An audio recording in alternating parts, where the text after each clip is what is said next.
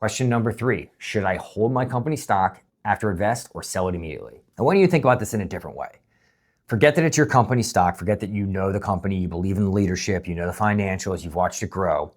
Ask yourself this: if someone handed you a check for the full value of all of your vested shares, would you go and buy the same dollar amount in that one stock today?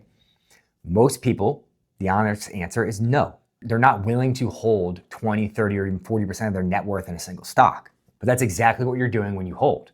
You already have your income, your bonus, your unvested equity, your career tied to this company. The stock is concentration on top of concentration. Now, there are legitimate reasons to hold some. Tax law optimization, a structured diversification plan, 10b5-1 plans for insiders, an NUA strategy if the stock is held in 401k. These are real tools.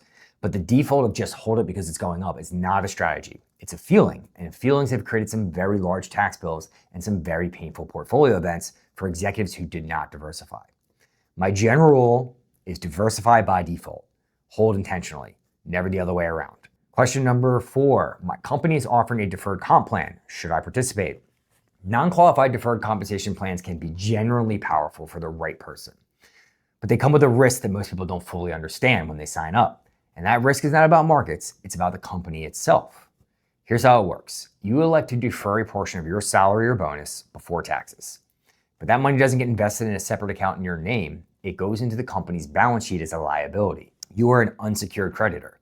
If the company goes bankrupt, your deferred compensation is in line with every other unsecured creditor, and you may recover nothing. So the question I always ask first is, how confident are you in this company's financial health over the distribution timeline?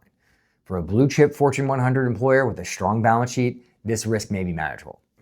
For a mid-market company with meaningful leverage, it's a real conversation to be had. When it does make sense is if you're in a very high tax bracket and you expect lower income at distribution, and you can stomach the corporate credit risk. The tax deferral on the income plus the investment growth can be substantial over a decade.